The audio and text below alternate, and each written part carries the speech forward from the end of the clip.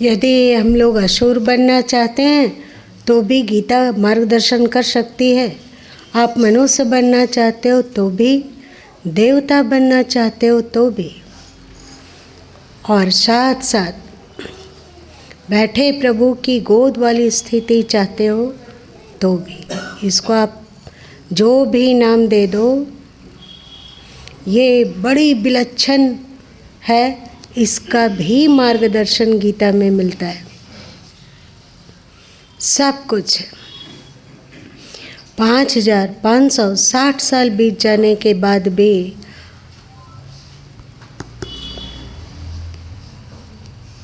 नहीं मिला। गुरु माँ बहुत सारे ग्रंथों का पठन किया, पढ़ा, पर बीजक में साधन पक्ष बड़ा कीमती है, वो कमज़ोर नहीं है। गीता क से क्षत्रज्ञ सब कुछ बतलाता है, ABCD से लेकर XYZ तक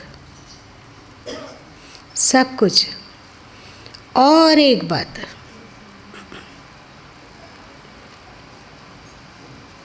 कि यदि कोई बाइबिल को ठीक से पढ़े, बाइबिल को ठीक से पढ़े तो स्पष्ट दिखता है कि वो कितना अधिक गीता से प्रभावित है।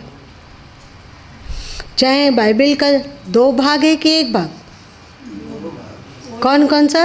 ओल्ड टेस्टामेंट और न्यू टेस्टामेंट। चाहे ओल्ड टेस्टामेंट हो, जिसे कि यहूदी लोग मानते हैं, पारसी लोग मानते हैं, तो उसमें उसका हो, चाहे न्यू टेस्टामेंट मतलब नया, जिसको कि ईसाई लोग मानते हैं, सब में गीता का स्पष्ट प्रभाव झलकता है। ऐसा है जिसे कि दबा दिया गया, छुपा दिया गया। जब ईसा मसीह को सूली लगी और उन्हें मरा हुआ समझकर दफना दिया गया, तो किसी शिष्य की नज़र पड़ी कि ये थोड़ा थोड़ा अभी भी प्राण है, तो वहाँ के सैनिकों से मिलकर एक षड्यंत्र के तहत ईसा मसीह को कब्र से निकाल लिया गया और वे गायब हो गए। जिसे कि आप लोग गुड फ्राइडे के रूप में मनाते हो ना, कि कब्र खाली है नहीं, ये कोई चमत्कार नहीं हुआ है। वहाँ से क्योंकि उनमें अभी प्राण दिख गया कि है अभी, तो उस कब्र से निकाल कर इलाज कराते हुए वे लोग, उनके शिष्य और ईसा मसीह भारत आए और लगभग 10 साल तक रहे। यहीं उनका इलाज चला, यहीं वे ठीक हुए, और फिर उन्हें यहाँ के संतों की संगति करने का बहुत अवसर मिला और वे गीता का A to Z बढ़िया से पढ़े, और फिर जो उनके उपदेशों में उतरा, जो न्यू टेस्टामेंट में संग्रहित है, वो गीता से कितना प्रभावित है कोई भी देख सकता है। गीता की वाणियों को, जो कि उसमें अलग भाषा में प्रस्तुत किया गया है, गीता के ज्ञान को यदि उनसे निकाल लिया जाए तो वो बिल्कुल सिट्ठी है। गीता का ज्ञान ईसा मसीह ने लिया और बाइबल में पहुंचाया। एक और बात है, जब गुरु माँ शायद 1992-93 रहा होगा, जब गुरु माँ को तीसरी आँख लिखना था पुस्तक, जिसमें सदगुरु कबीर साहब ने जो बीजक के 84वें शब्द में कहा है, काजी तू कौन किते बखानी, जक्कत बकत रहो निशिवासर मति कौनी जानी। इसका जब अर्थ लिखना था तो हमें लगा कि काजी लोगों को झकना बकना क्यों कह रहा है। कौन किताब बखानी, तुम कौन से किताब को पढ़ते हो? किताब कुरान को कहा जाता है। पहले कुरान से अधिक प्रचलित शब्द था किताब। तो सदगुरु कबीर साहब ने कहा कि तुमने कौन सा किताब पढ़ लिया जो ये दिन भर झकते बकते रहते हो। यहाँ इस्लामीकरण करो, वहाँ इस्लामीकरण करो, उसको सताओ, उसको मारो, उसको काटो। तो जिज्ञासा बहुत हुई कि एक बार कुरान पढ़ना चाहिए। बहुत ढूंढा, उस समय तो गूगल वगैरह होता नहीं था, तो बहुत पता लगवाया कि कुरान हिंदी टीका वाला कुरान कहाँ मिलेगा। तो मिला लखनऊ में। तो फिर लखनऊ से कुरान हिंदी टीका वाला मंगाया गया और पूरा पढ़ डाला गया अच्छा से। बहुत सारी बातें विवादित है, पर जो भी उसमें श्रेष्ठ बातें हैं वो सब गीता से प्रभावित है।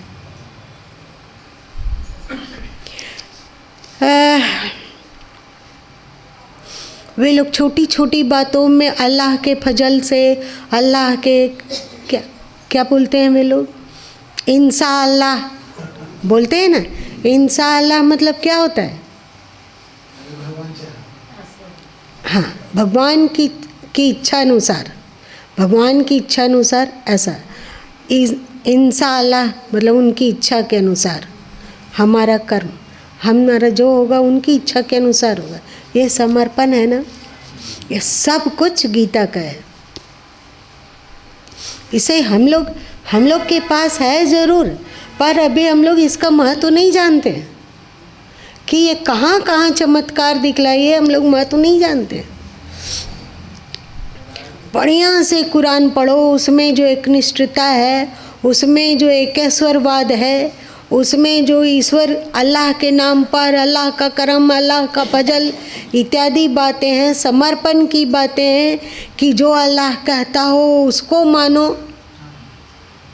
कहते है ना कि अल्लाह ने जो फरमाया, कुरान में जो कुछ है सो अल्लाह का फरमाया हुआ, वे चाहे जो भी बोल दिए हों सब स्वीकार करो।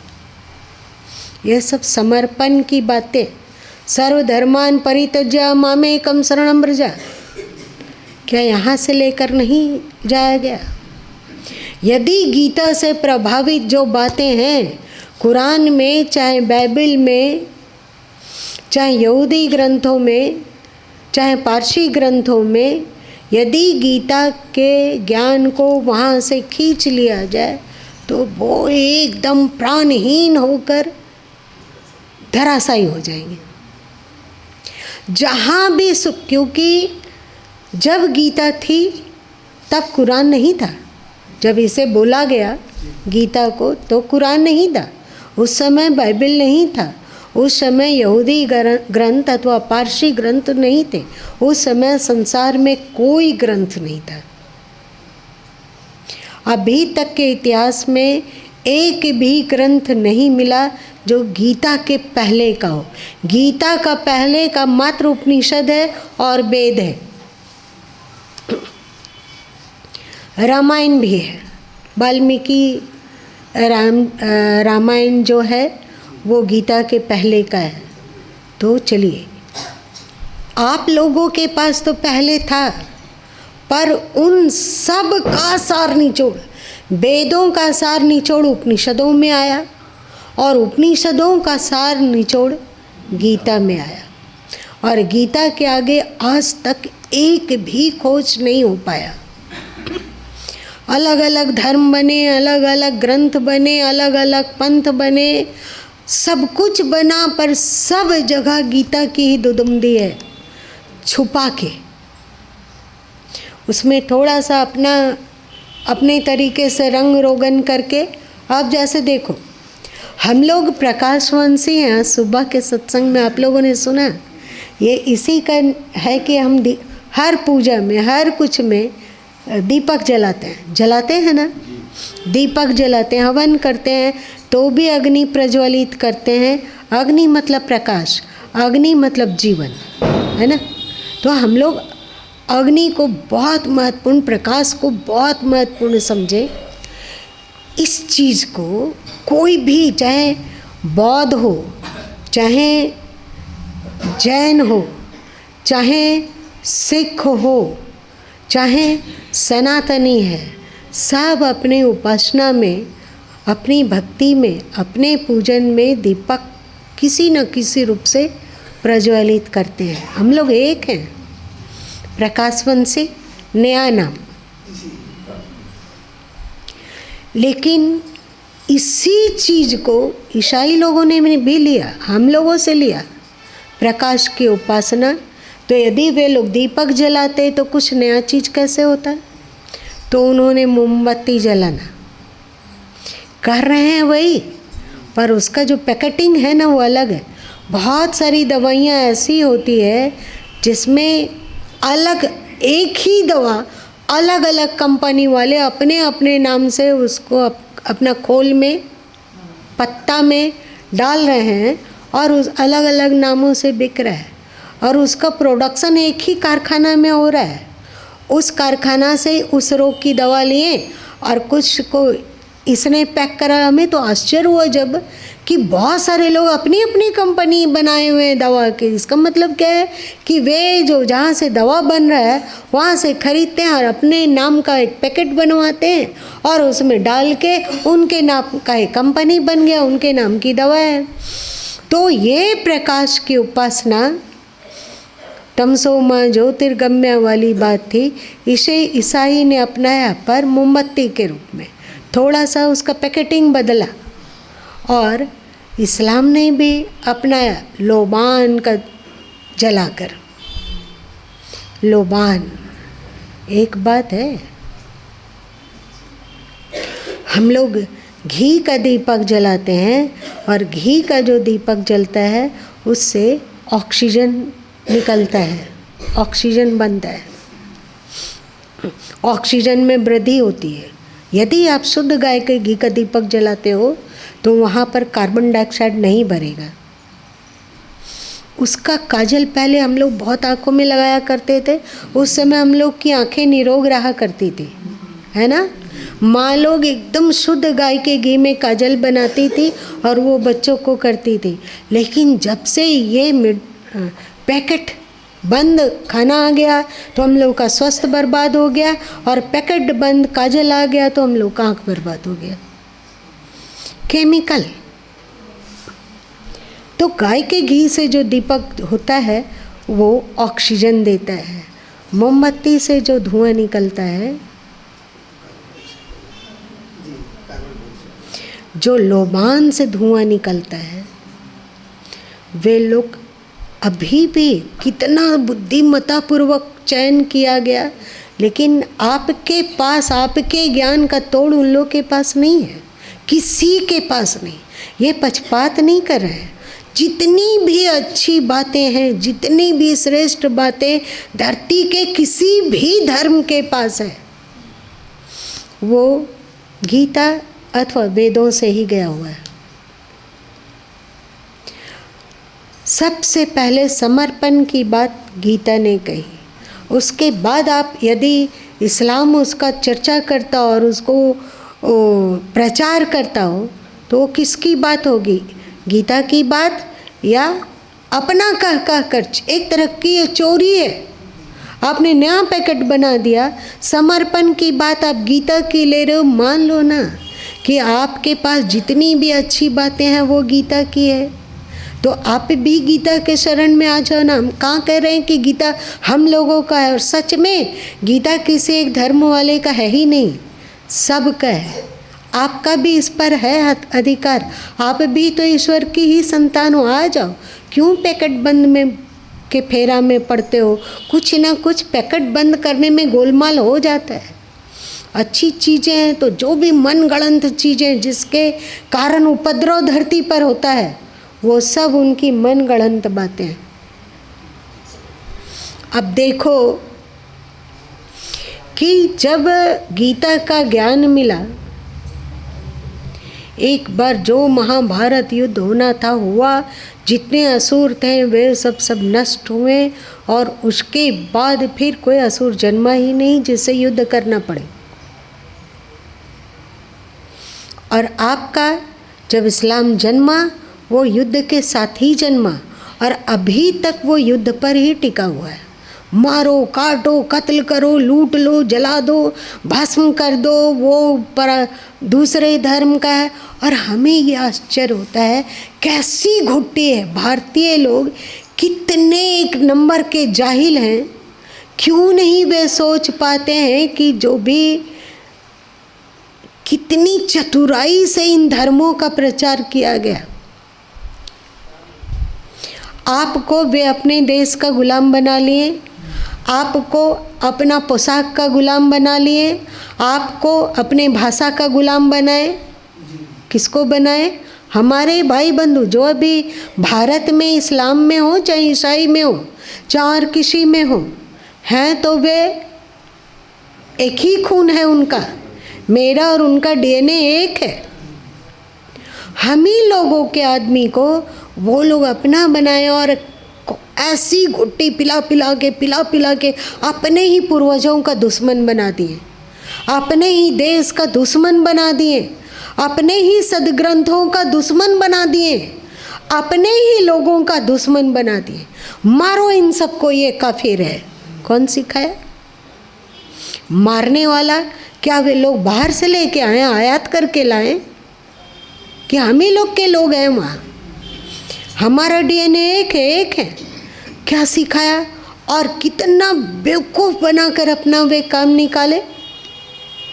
चाहे अब ईसाई मिशनरियाँ प्रचार करती है और हम लोग हाथ पर हाथ रखे हुए बैठे रहते हैं, वे लोग प्रचार करते हैं यीशु प्रभु, यीशु वो ईसा प्रभु के पुत्र हैं। एक ही पुत्र तो है भगवान का, वो है ईसा। तुम ईसा की शरण में आ जाओ, तुम्हारे सब दुख दूर हो जाओ। और इन बेवकूफ़ों को ये नहीं दिखता है कि किसमें ज़्यादा चमत्कारिक शक्ति दिखती है, कृष्ण में या ईसा में। अगर चमत्कार पर ही तुम्हारा भरोसा है तो आप देख लो किसमें दिखता है।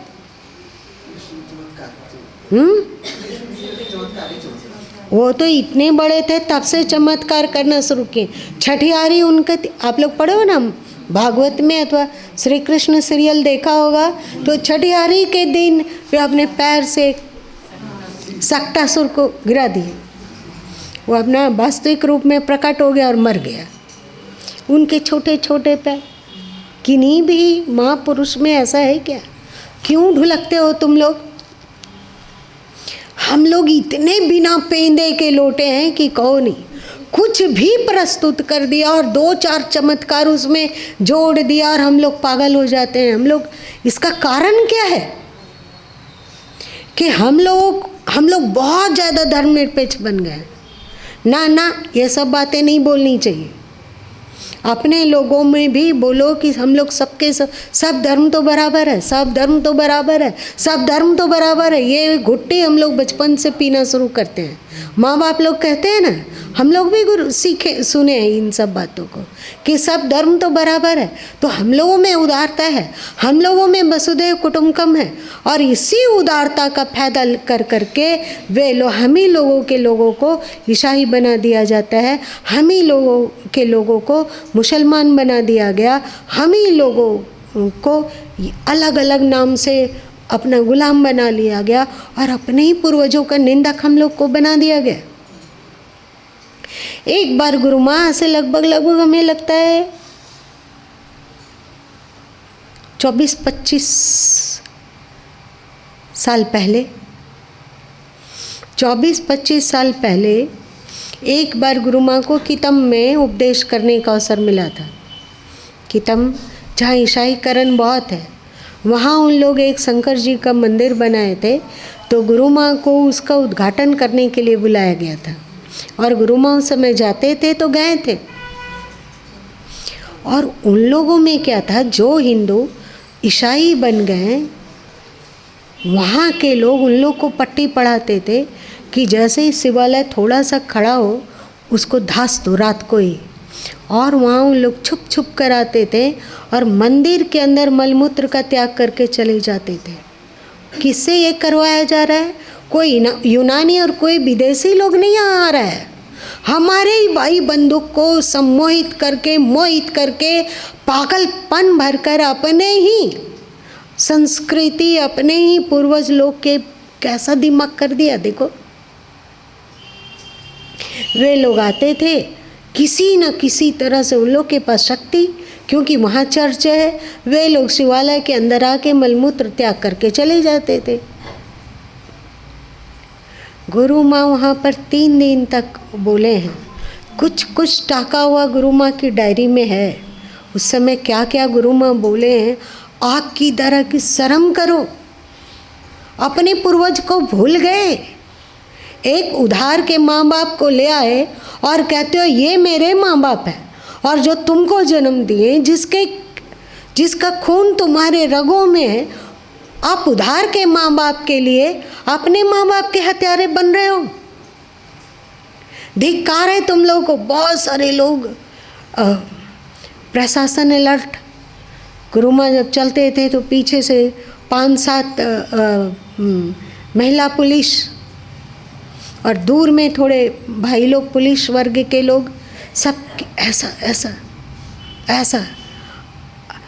बहुत दर्द होता है, बहुत दर्द होता है कि हमारे ही लोग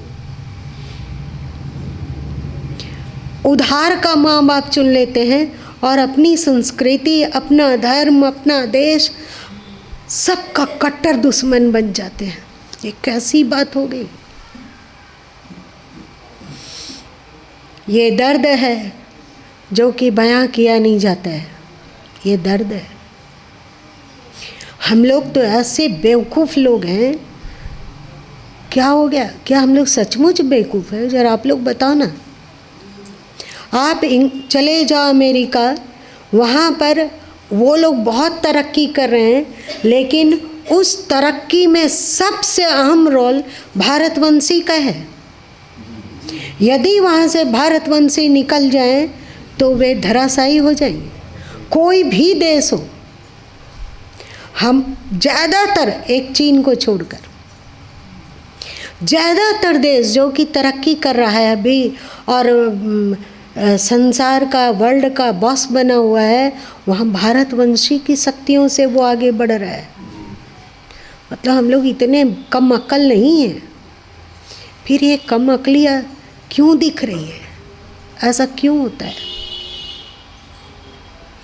कोई बता देता है हमें कि कहना नहीं चाहिए, लेकिन देखो, किसी ने कहा कि अभी 100 साल हुआ, सबसे बड़े भगवान धरती के हैं साईं बाबा, है ना? सबसे। और उसमें से कौन जुड़ता है? माना जाता है कि साईं बाबा हिंदू मुस्लिम दोनों के ये हैं, दोनों के गुरु हैं, और वे सबका मालिक एक कहा करते थे, ऐसा कहा जाता था। और उनके पास बहुत सारी चमत्कारिक शक्तियाँ हैं। सब कोई वहाँ जा रहा है, और सबसे अधिक धन का चढ़ावा अभी शाही मंदिर में होता है। और यहाँ पर जितने देवी देवता हैं, हिंदू लोगों को मूर्ख बनाना कितना आसान है। ठीक है कि गुरु माँ के भी मंदिर में सदगुरु कबीर और भगवान नारायण हैं, पर वहाँ पर दोनों को एक समान सम्मान किया गया। देख लो जाके। अगर कबीर साहब का सम्मान है तो वहाँ भगवान नारायण की उपेक्षा नहीं है। और इन मंदिरों में अभी ये जो छोटे छोटे छोटे इतने बड़े बड़े देवी देवता का था अंधेर अंधकूप झोल से भरा हुआ, और क्या दीपक के कालिक से भरा हुआ, इतना छोटा छोटा छोटा छोटा छोटा ढेर सारे देवी देवता। और सबसे विशाल कौन है वहाँ? वे एक मांसाहारी हैं। वे एक मस्जिद में ही आजीवन रहे, और हमेशा सबका मालिक एक अल्लाह कहा उन्होंने, जिसे आप लोग थोड़ा क्या काट छाट कर बना दिया कि सबका मालिक एक। कैसे? हम लोगों के द्वारा ही, हम लोगों के ही पूर्वज को छोटा कैसे सिद्ध कर दिया गया? जिस तरह की आरती पूजन उनकी होती है बाबा की, वे गलत नहीं है, वे ज्ञानी पुरुष हैं तो पूजनीय हैं। पर हमारे लिए तो गुरु और गोविंद बराबर है। ज्ञान ही लेना है तो तौल करो ना, एक तरफ गीता का ज्ञान और एक तरफ उनका ज्ञान, तौल लो। चमत्कार से प्रभावित होते हो तो देखो ना, एक तरफ श्री कृष्ण का चमत्कार और एक तरफ उनका चमत्कार, देख लो तुम। फिर काहे तुम बिना पेंदे के लोटे की तरह हो जाते हो। ईसा मसीह आपके पापों को अपने ऊपर लेने के लिए वे सूली पर चढ़ गए। यदि हम लोगों के पाप को वे सब कुछ ले लिए और अपने आप को बलिदान कर दिए, तो आज संसार में दुख क्यों है? इसका मतलब पाप का कुछ अंश बचा हुआ है। मतलब ये सब ढकोसली बातें, झूठ बातें। सच्चा ईश्वर, सच्चा परमात्मा एक वही है। उनका मात्र 250 साल हुआ आए, उसके पहले परमात्मा नहीं था।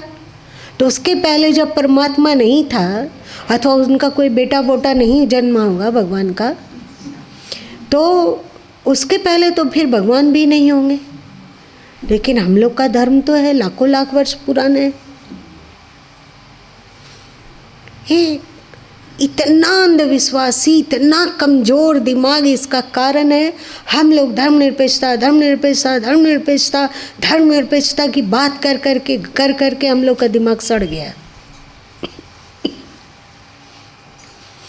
अपने ही लोग आपस में लड़ रहे हैं, झगड़ रहे हैं। अभी भी गुरु माँ को दिखता है, जब गुरु माँ यहाँ सुबह सत्संग करके अपने कक्ष में गए और कुछ देर के लिए फिर से अकेले रहे, एकांत, दरवाज़ा बंद करके, तो दिमाग में आ रहा था, हे भगवान क्या होगा हमारे देश का, कैसे क्या किया जाए। क्या सोचा रहा था पता है तुम लोग को? कि जब मुस्लिम आक्रांता मुग़ल लोग भारत में प्रवेश किए, तो भले ही सबको जबरन और भय दिखाकर धर्मांतरण किए ना, और उन लोगों को फिर हम ही लोग का दुश्मन, अपने ही लोगों का दुश्मन बना दिए वे लोग, बनाए ना। और एक बात है, अपने ही लोगों से यहाँ की संस्कृति को ध्वंस करवाया गया, अपने ही लोग, दूसरे नहीं। और एक बात है, उस समय आप मुग़ल काल का इतिहास पढ़ोगे, गुरु माँ बहुत पढ़े। एक बार गुरु माँ को ना, अबे 5 मिनट में हम शेष कर रहे हैं, आप लोग बोर हो रहे हो? नहीं बोर हो रहे हो? जब गुरु माँ आज से बहुत दिन पहले, कुछ करीब 5-6 दिन, 7 दिन, 8 दिन तक कबीर चौरा में रहे थे बनारस में, तो वहाँ पर वहाँ की जो लाइब्रेरी थी बहुत बड़ी थी, बहुत बड़ी लाइब्रेरी थी।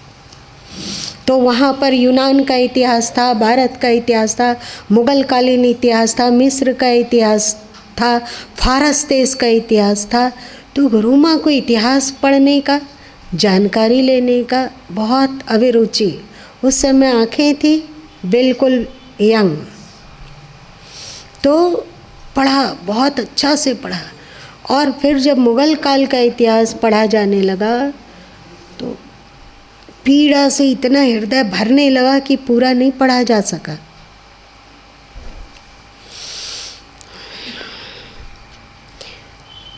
लालच के वशीभूत होकर भारतीय राजा अथवा भारतीय राजा के सेनापति, चाहे प्रधानमंत्री, धन के लालच से और ये कहकर कि ये सिंहासन हम जीत जाते हैं, तो हमको जो लेना है धन सो ले लेंगे और इस सिंहासन पे तुमको बिठा देंगे। इस गफलत में आके बहुत सारे लोग द्रोह किए अपने ही राजाओं से, है ना? आप लोग पढ़े हैं कि नहीं, है ना? द्रोह किए, और जो गुप्त से गुप्त सूचना थी वो सब के सब मुग़लों को कहें, और मुग़ल लोग आसानी से हम लोग को रौंद डाला, पीस डाला। आज जब गुरु माँ सुबह ये सत्संग इत्यादि होने के बाद अपने कच्छ में अकेले में गए, तो एक दर्द उठा मन में कि आज भी तो वही हो रहा है। कुछ लोगों को कहा जा रहा है कि तुम आर्य नहीं हो, तुम लोग बौद्धिस्ट बन जाओ, बौद्ध की शरण में आ जाओ। कुछ लोगों को कहा जा रहा है अम्बेडकर की शरण में आ जाओ, कुछ लोगों को कहा जा रहा है ईसा की शरण में आ जाओ, कुछ लोगों को कहा जा रहा है इस्लाम के शरण में आ जाओ, कुछ लोगों को कहा जा रहा है इसके शरण में आ जाओ, उसके शरण में आ जाओ। और हम लोग सोचते हैं कि ये अपने लोग ना हम लोगों पर बहुत अत्याचार किया है, अब बदला लेने का समय आया। अटैक, हम लोग बदला लेने के चक्कर में इतने अंधे होते जा रहे हैं कि हम अपने धर्म, अब जो कि हम लोग का सनातन धर्म है, आर्य धर्म है, उसका खंडन करने लगे, उसका एकदम बोटी बोटी उड़ा दिए। संभोग शूद्र जिंदाबाद, संभोग शूद्र जिंदाबाद। अरे उसके बारे में कुछ समझो तो पहले। सब बंदे की तरह, कोई बौद्ध धर्म में कोई अम्बेडकर की ओर, कोई ईशा की ओर, कोई मूसा की ओर, कोई पैगंबर की ओर भागा जा रहा है। हम लोग लालच में हैं कि ये धरती मेरी है, इस पर अब हमारा राज्य होगा, हम करेंगे, हम यहाँ के प्रमुख बनेंगे, ये हमारी मूल धरती है, ये लोग तो बाकी विदेशी लोग हैं। ये सब पागलपन है। गुरु माँ को इतना दर्द हुआ कि एक समय फिर आ जाएगा कि मुग़ल लोग क्या, जिसका सहयोग लेते थे, पहले उसको खूब मालिश करते थे, खूब फुलाते थे, उसको जो कुछ भी मिला तो पैसा में से कुछ रत्न, सोना, चांदी उसको भी दे दिया करते थे। वो गदगद, और अंत में गद्दी पर अपने आदमी को बैठाकर उसको कत्ल कर दिया जाता था। आप लोग पढ़े हो मुग़ल इतिहास? गुरु माँ उस समय जब काशी कबीर चौरा में उस इतिहास का, इन लोग को, बच्चे लोगों को कहा गया कि तुम लोग घूमने जाओ, गुरु माँ को पढ़ना है। अपने कच्छ में बंद होकर सुबह से शाम तक एक मोटे मोटे ग्रंथ पढ़ लो और उलट के रख दो।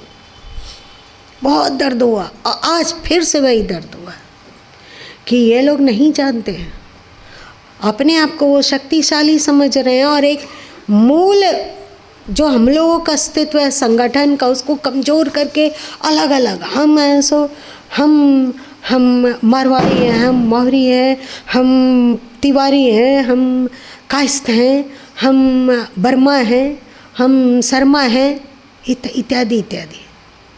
सब हम लोग अलग अलग हो रहे हैं। क्या लगता है हम अपने को बचा पाएंगे? जिस तरह से हम लोग आपस में कुकुर बिलाई की तरह लड़ते हैं, हम लोग नहीं बचा सकेंगे अपने आप को। जब स्वार्थ सिद्ध हो जाएगा इन बेवकूफ़ लोगों को, तो या तो हर हालत में आपको धर्मांतरण करके जिंदा रहना होगा, और अपने पूर्वजों को जाति जूता खोल खोल कर मारना होगा, अपने ही माँ बाप को के सिर में अपना जूता बजाना होगा। करोगे ना? पाप की ओर बढ़ रहे हैं हम लोग कि पुण्य की ओर? आप लोग कहते हो कि गुरु माँ आप इतना काहे स्ट्रेस लेते हैं? सब कोई कहता है, उपदेश करता है। कभी यदि विनय आ गया, आप स्ट्रेस लेते हैं ना, तो हमारा चिंता बहुत बढ़ जाता है। आप इतना मत स्ट्रेस लीजिए, देखते हैं आपका स्वास्थ्य बिगड़ जाता है। अच्छा मीठी मीठी बातें समझाता है, लेकिन स्ट्रेस होता है क्योंकि दिखता है। लगा कि आज फिर से वही शत्रु बुद्धि हावी हो रहा है हम लोगों के समाज पर कि तुम अम्बेडकरवादी हो, तुम बौद्ध हो, तुम जैन हो, तुम सिख हो, तुम अमुक हो, तुम अमुक हो, तुम अमुक हो। यदि 4 लकड़ियाँ आपस में मिलकर एक साथ गट्ठर बांधी गई हो तो उसको तोड़ना बिल्कुल असंभव है। जब उन लकड़ियों को अलग अलग कर दिया जाता है तो तोड़ तोड़ कर फेंक दिया जाता है ना? हम लोग को भी क्या किया जा रहा है? अलग अलग किया जा रहा है, जिससे कि हम लोगों को आसानी से मरोड़ा जा सके। जो भी इन बहकावे वाले धर्म में आते हैं, वे लोग अपना परम पुनीत कर्तव्य समझते हैं कि सनातन धर्म को पानी पी पी कर कोसो।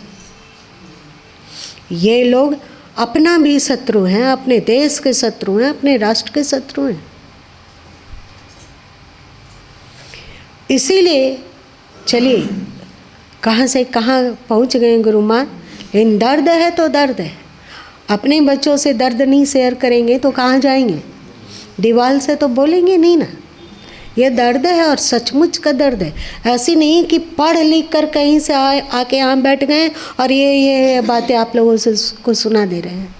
ये अंदर से उत्पन्न होता है कि कैसे क्या किया जाए, कौन सा कार्य किया जाए। अपने स्वार्थ, अपना सुख, अपना आराम, अपने लिए तो कभी सोचने का अवसर ही नहीं आता है क्या किया जाए कि जो खतरे का आभास मिल रहा है उससे अपने राष्ट्र को, अपने धर्म को बचाया जा सके।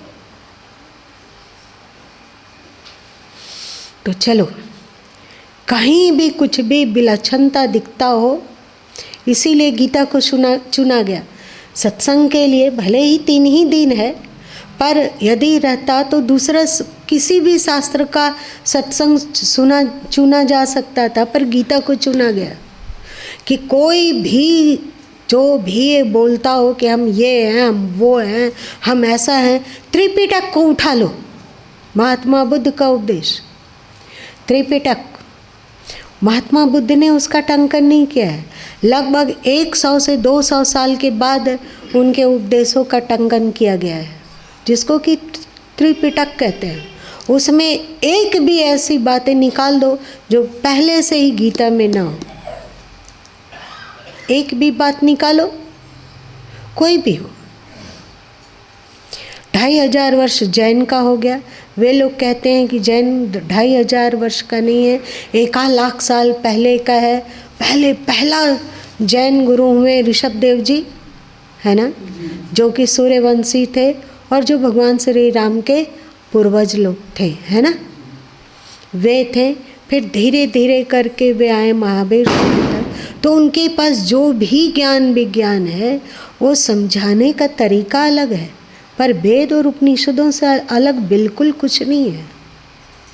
आप त्रिपिटक देख लो, मतलब महात्मा बुद्ध का उपदेश जिसमें संग्रहित है उसका अध्ययन करो, तो गीता और वेद और उपनिषद से बढ़कर उसमें कुछ भी नहीं है। एक भी शुभ बात नहीं है ऐसा जो पहले से गीता, उपनिषद अथवा वेद में न हो।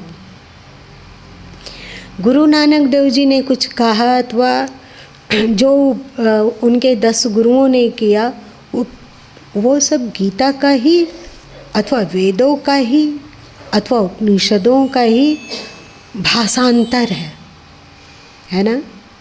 सदगुरु कबीर साहब ने जो कुछ कहा, हमें नहीं लगता है कि उन्होंने कुछ नया कहा। कबीर पंथी लोग इसे सुनकर उन लोग को अच्छा नहीं लगेगा, लेकिन गुरु माँ बीजक भी देखें और गीता का भी अपने तरीके के तत्कालीन भाषा में सदगुरु कबीर साहब ने कहा, और कुछ साधन पक्ष को ज़्यादा महत्व दिया, पर बाकी जितना ज्ञान है वो सब गीता, उपनिषद और वेदों में पहले से ही था। चाहे उनका उपासना पद्धति हो, चाहे उनका ध्यान पद्धति हो, चाहे उनका सामाजिक समरसता की बात हो, ये सब कुछ पहले से उपलब्ध है। राम जी को देखो, सामाजिक समरसता के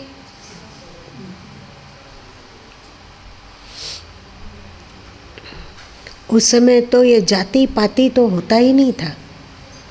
ये शूद्र है, ये ब्राह्मण है, ये ऊंचा है, ये नीचा, ये सब नहीं था। राम जी के काल को बढ़िया से इतिहास को खंगालो, कृष्ण जी के समय के इतिहास को बढ़िया से खंगाल के देखो, देख लो। कृष्ण जी विदुरानी के यहाँ जाते हैं और केला का छिलका खाते हैं, है ना, वे शूद्र हैं। क्षत्रिय दुर्योधन का मेवा को त्याग कर वे गरीब विदुरानी का केला का छिलका खाते हैं। मतलब ये सब जाति पाति वर्ण इत्यादि नहीं रहा, ऊंच नीच नहीं रहा। वही बात तो महात्मा बुद्ध ने कहा, वो पहले से ही तो है, पहले से ही तो है।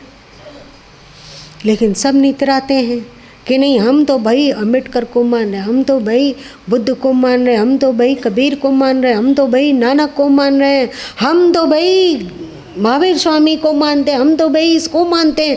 अब हो गया हम तो भाई साईं बाबा को मान रहे हैं, हम तो भाई ब्रह्म कुमारी इसको मान रहे हैं। और सब का एक काम कि सब मिलकर कुटो अपने पूर्वज लोग को। बच नहीं सकोगे, तुम कमज़ोर हो रहे हो, है कि नहीं। इसलिए गीता को चुना। 2 दिन ही सही आज भूमिका में चला गया कि चाहे बाइबिल हो, चाहे कुरान हो, चाहे त्रिपिटक हो, चाहे गुरु ग्रंथ साहब हो, चाहे जैन ग्रंथ हो, चाहे कबीर बानी हो, भारतीय संस्कृति का मूल ही प्रकाशित हो रहा है सब कुछ सब में। इसलिए इन सब विभेदों के पचड़े में ना पड़कर एक बार हम लोगों को फिर से एक वंशी, प्रकाश वंशी का नारा देना होगा। आज गुरु माँ सुबह कहा ना, एक वंशी, हम सब एक वंश के, सब एक, सब एक। और अपने मूल पूर्वजों को पहचानो, बेवकूफ़ी मत करो। अपने मूल पूर्वजों को कोष कर तुम आज के नए माँ बाप को बना ले रहे हो, मतलब खरीदा हुआ माँ बाप। माँ बाप खरीदने से नहीं बन जाते हैं, बन जाएंगे। उसके दिल में आपके प्रति वो ममता नहीं होगी जो कि आपको जन्म देने वाले माँ बाप के दिल में है ना? नहीं होगी। गुरु माँ जब चेन्नई से कहीं जा रहे थे, रास्ता में एक ओला बुक किए थे, तो जो चलाने वाला ड्राइवर था, हम लोग पीछे में बैठ के आराम से अपना धर्म और सनातन धर्म का महिमा मंडल में बातचीत कर रहे थे। तब तक किसी ने इशारा किया कि देखिए सामने है। तो आँख उठी हो सामने की, क्या है भाई, देखे तो देखा क्रॉस लटक रहा है। सब आपस में इशारा के चुप चुप चुप, पूरे गाड़ी में सन्नाटा छा गया। तो गुरु माँ ने उस ड्राइवर से पूछा कि आप कब ईसाई बन गए हैं? तो बोले नहीं, हम नहीं बने, हमारे पहले। तो हमने पूछा कितना दिन पहले? तो बोले क्या कि मेरे संभवतः बाबा जी, दादाजी बन गए ईसाई, उसके बाद हम लोग ईसाई धर्म को मान रहे हैं। तो गुरु माँ ने उनसे पूछा, सभी इशारा कर रहे हैं, सबको ही लगता है कि 60 साल से ऊपर हो रहा है, थोड़ा थोड़ा सठिया सकते हैं। तो सब जन इशारा कर रहा है, चुप चुप हो जाइए, मत बोलिए। लेकिन हमने कहा कि आपके दादाजी क्यों धर्मांतरण किए? क्या उनको लगा कि ईसाई धर्म में अथवा बाइबिल में जो लिखा हुआ है वो हिंदू धर्म ग्रंथों में है ही नहीं? तो बोला ऐसा नहीं है, वो दूसरा कारण था। तो हम बोले क्या हुआ? तो उन्होंने कहा कि हम लोगों को मंदिर में जाने नहीं दिया जाता है, हम लोग, क्योंकि हम लोगों को शूद्र माना जाता है, हम लोगों को मंदिर में जाने नहीं दिया जाता था। हम लोग बाहर में ढोल बजा सकते हैं, आप बाहर रहिए, ढोल बजाने का काम कीजिए, पर आप मंदिर के अंदर नहीं जा सकते हैं, नहीं पूजा कर सकते हैं, नहीं माथा टेक सकते हैं, नहीं फूल चढ़ा सकते हैं। रोज़ रोज़ का अपमान कब तक सहते हैं? इसलिए हमारे दादाजी ईसाई बन गए। तो हमने कहा कि आपके दादाजी ठीक है, आखिर कब तक द्वैत को सहेगा? लेकिन एक बात आप देखिए, सोचिए ठीक कि बहुत सारे ऐसे चर्च हैं, बहुत सारे ऐसे चर्च हैं जहाँ आप लोग जो कन्वर्ट होके आए हैं, ईसाई बने हैं, उन लोगों को घुसने नहीं दिया जाता है। आपका स्किन देखा जाएगा कि आप काले हैं कि गोरे हैं। अगर काले हैं मतलब भारत के हैं। दक्षिण भारत के लोग ज़्यादातर, उन लोगों का स्किन सांवला होता है, तो आपको जाना जाता है कि ये यहाँ का लोकल है, तो आप उनके गोरों के चर्च में नहीं घुस सकते हो, वहाँ आप नहीं जा सकते। आप लोगों के लिए अलग चर्च है, आप वहाँ जाइए, वहाँ प्रेयर कीजिए, प्रार्थना कीजिए। तो वो बोले ड्राइवर महोदय कि हम तो उसे चर्च मानते ही नहीं हैं, जो इस तरह का भेदभाव रखता है। ये बात सही है, ऐसा होता है, लेकिन हम उसको चर्च मानते ही नहीं हैं, मानते हैं कि ये सब ढकोसले लोग हैं। तो हमने कहा तो फिर आप मंदिर को भी ऐसा ही मान सकते थे। अब तो आपके दादाजी जो किए हैं सो जाने दीजिए, पर अब तो आप पढ़े लिखे हैं, बुद्धिमान हैं, और यही बात जो आपका पहले हिंदू धर्म में होता था, अब ऐसो आपको ईसाई धर्म में हो रहा है। तो आप क्यों नहीं समझते हैं कि जिस मंदिर में आपको घुसने नहीं दिया जाता है, पूजा करने नहीं दिया जाता है, वो मंदिर कहलाने के लायक ही नहीं है, वो मंदिर है ही नहीं। आप ये क्यों नहीं सोच लेते हैं? आप धर्मांतरण क्यों करने चले जाते हैं? आप अपने बच्चों को क्यों नहीं इस बात को सिखाते हैं कि अरे भाई एक बात बताइए, एक बात ठीक से सोचिए कि कोई भांजा, आपका भांजा गरीब है, वो अपने मामा जी के घर पर रह गया, वहाँ उसको अच्छा खाने पीने को मिलता है, अच्छा रहने को मिलता है, पर जितना अपने माँ बाप के घर में उसको अधिकार है कुछ बोलने का, कुछ मांगने का, कुछ के लिए जिद करने का, क्या मामा के घर में भी उतना अधिकार है? ठीक से देखो, हमारा अपना घर है, हमारे माँ बाप का घर है, हमें पसंद नहीं होगा तो चिल्लाएंगे, जिद करेंगे, हट करेंगे कि माँ हमको ये देना होगा, हम ये नहीं मानेंगे, हम ये नहीं खाएंगे, होगा कि नहीं? पर आप मामा मामी से नहीं सोच सकते हो। तो आप लोग का ये अपना घर है हिंदू धर्म। गुरु माँ ने उसको कहा कि ये आप लोगों का अपना घर है, आपको यहाँ पर अधिकार नहीं मिलता है बराबर का, तो आप यहीं लड़िए ना कि हम अपना अधिकार लेके रहेंगे। ये हमारे माँ बाप का घर है, इसमें मेरा भी उतना ही हिस्सा है जितना कि हमारे छोटे भाई का है अथवा बड़े भाई का है। आप लड़ के वहाँ पर अपना हिस्सा ले सकते हैं। आप ईसाई लोगों से लड़ सकिएगा कि हमको हमारा रुतबा, हमें अपना हमारा इज्जत, हमारा सम्मान चाहिए, आप वहाँ लड़ नहीं सकते हैं। आपको जो मिलेगा, जो कहा जाएगा, आप जी जी जी जी जी ऐसे करके मानोगे, तो आप लोग अपने घर का ही नहीं आ जाते। खैर, तब तक हम लोग अपने गंतव्य तक पहुंच चुके थे।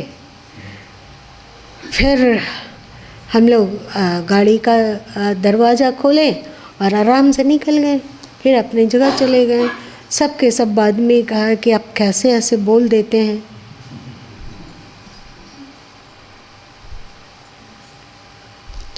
गीता सर्वोपरि, कृष्ण चमत्कार ही तुम्हें सुहाता है, तो कृष्ण से बड़ा चमत्कारी कोई है ही नहीं। और यदि ज्ञान सुहाता हो तो गीता से बड़ा कोई ग्रंथ ही नहीं है। तो फिर हम लोग क्या करें? क्यों हम लोग भटकेंगे? क्यों इधर उधर जाएंगे? इधर उधर जाओगे तो कमज़ोर बनोगे, कमज़ोर बनोगे तो केवल और केवल डंडा खाओगे। कोई सुख नहीं, कोई आराम नहीं, कुछ भी नहीं। ये सनातन धर्म आपका है। आपको यहाँ यदि बराबर का अधिकार नहीं मिलता है तो लड़ो कि हम अपना अधिकार छीन के ले लेंगे। भाई भाई, दो भाई जब लड़ता है घर के लिए, कि कोई छोड़ देता है अपना हिस्सा, आप लोग आराम से छोड़ दोगे? छोड़ दोगे क्या? आप तो ज़मीन नहीं खरीदे हैं, भले ही आपके पूर्वज लोग ज़मींदार रहे होंगे, ढेर सारा ज़मीन खरीद दिए, आप लोग तो नहीं खरीदे, कुछ नहीं खरीदे, आपके पूर्वज का ज़मीन है। तो क्या आप अपना पूर्वज का ज़मीन में हिस्सा लेना छोड़ के गिरिडीह में एक भाड़ा के घर में रह लेंगे अपना हिस्सा छोड़ के? क्यों? आपके पास तो पेंशन है, आपको क्या ज़रूरत है वहाँ धक्का खाने का? ज़मीन में मेरा हिस्सा है, हमारा भी इसमें हिस्सा है। कहते हैं 4 गोतिया का हिस्सा है, कोई भी गोतिया अपना हिस्सा छोड़ने को तैयार नहीं है। तो आप अपना सनातन धर्म पर दावा क्यों छोड़ देते हो और भटक क्यों जाते हो? हम लोग एक बार, आप लोग गाए थे ना, गीता की शरण में आओ, वेदों की शरण में आओ, है सत्य सनातन। चलिए, इसीलिए गीता को चुना। आज भूमिका, आज देर हुई, कल से देर नहीं होगी। लेकिन बहुत सारा ज्ञान, अलग अलग तरीके का ज्ञान, कभी अध्यात्म का, कभी भाई बहन लोग का, स्त्री और पुरुष का, कभी अध्यात्म का, कभी पौराणिक बातें कि क्यों देवोत्थानी एकादशी मनाया जाता है, क्यों देवसैनी एकादशी, इन सब के पीछे का रहस्य। और ये सब जो पहले गुरु पूर्णिमा, फिर है सो योगी राज शंकर जी का ध्यान, फिर ये प्रेम पूर्ण में कृष्ण और ज्ञान युक्त गणेश जी इत्यादि की भक्ति भादों में, और फिर शक्ति की उपासना, और फिर अब हम लोग लौट के आ गए, भगवान जाग गए। अब उनको हम लोगों से जो जो शिकायतें सब दूर हो गई, इसलिए अब वे हम लोगों के हृदय में जागने के लिए तैयार हैं। इसीलिए आया ये देवोत्थानी एकादशी। ठीक है, आज इतना ही रहने दो, हम लोग जल्दी से आरती कर लेते हैं।